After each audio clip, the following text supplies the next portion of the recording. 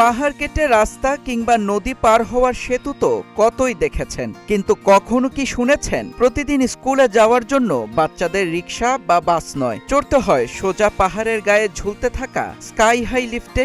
শুনতে কোনো সিনেমার গল্প মনে হলেও এটাই বাস্তবে রূপ নিয়েছে চীনের এক দুর্গম অঞ্চলে। লিফটের কাচের ভেতর দিয়ে তাকালেই চোখে পড়ে রোমাঞ্চের এক অভূতপূর্ব দৃশ্য। যত ওপরের দিকে যাত্রা শুরু হয় ততই নিচে মিলিয়ে যেতে থাকে ঘরবাড়ি, গাছপালা আর বিশাল সব গিরিখাত। মনে হবে যেন মাটির পৃথিবীকে বিদায় জানিয়ে আপনি চলে যাচ্ছেন মেঘেদের রাজ্যে। যে পথ পর্যটকদের জন্য এক অনাবিল রোমাঞ্চ আর প্রকৃতির সৌন্দর্য দেখার মাধ্যম, স্থানীয় মানুষ আর ক্ষুদে শিক্ষার্থীদের কাছে সেটাই প্রতিদিনের যাতায়াতের আসল ভরসা। চীনের ইউনান প্রদেশের নিজু নদী সংলগ্ন বিশাল গ্র্যান্ড ক্যানিয়ন এলাকায় গড়ে তোলা হয়েছে এই অভূতপূর্ব জোড়া লিফট। পাহাড় বেয়ে ওপরে ওঠার এই আজব মাধ্যমকে স্থানীয়রা ভালোবেসে ডাকেন স্কাই স্কুল বাস নামে। এক সময় এই ক্যানিয়নের নিচে থাকা গ্রামগুলোর শিশুদের কাছে স্কুলে পৌঁছানো ছিল এক বিরাট যুদ্ধ। 500 মিটারেরও বেশি উঁচুতে থাকা স্কুলে যেতে তাদের পাড়ি দিতে হতো চরম দুর্গম পাহাড়ি পথ। 3 ঘন্টা হেঁটে খাড়া পাহাড় ডিঙিয়ে তারা স্কুলে পৌঁছাতো।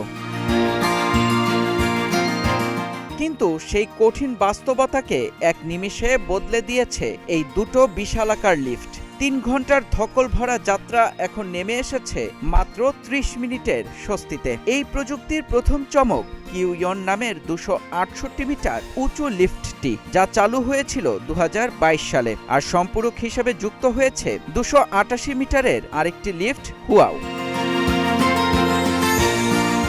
অবাক করা বিষয় হলো, পর্যটকদের টিকিট কেটে উঠতে হলেও স্থানীয় বাসিন্দা ও স্কুল পড়ুয়া শিশুরা কিন্তু সম্পূর্ণ বিনামূল্যে এই লিফট ও ক্যাবলওয়ে ব্যবহারের সুবিধা পায়। তাদের যাতায়াত নির্বিঘ্ন করতে রয়েছে বিশেষ সুব্যবস্থাও।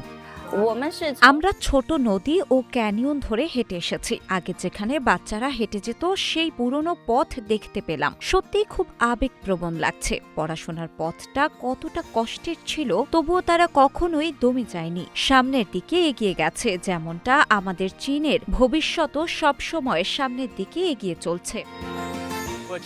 চেয়ারম্যান মাওয়ের সে কথাটি মনে পড়ে যায়। আগে যেখানে খারাপ দুর্গম পথ ছিল, আজ সেখানে এক সুগম উন্মুক্ত পথ তৈরি হয়েছে। আগে যাত্রাটা কত কঠিন ছিল, আর এখন সে পথ কত সহজ হয়ে গেছে। তাই বিশ্বের সব দেশের মানুষ এখানে এসে ভ্রমণ করতে পারেন।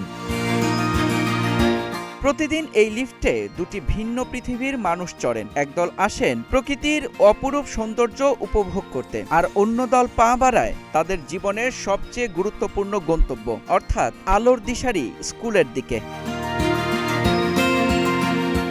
একসময় যে বিশাল পাহাড় শিশুদের স্বপ্নের পথে দেয়াল হয়ে দাঁড়িয়েছিল, প্রযুক্তির ছোঁয়ায় আজ সেই পাহাড়ই হয়ে উঠেছে তাদের রঙিন যাত্রার সহজ সঙ্গী। মেহেদী ইসলাম সোহাগ, গ্রিন টিভি ডিজিটাল।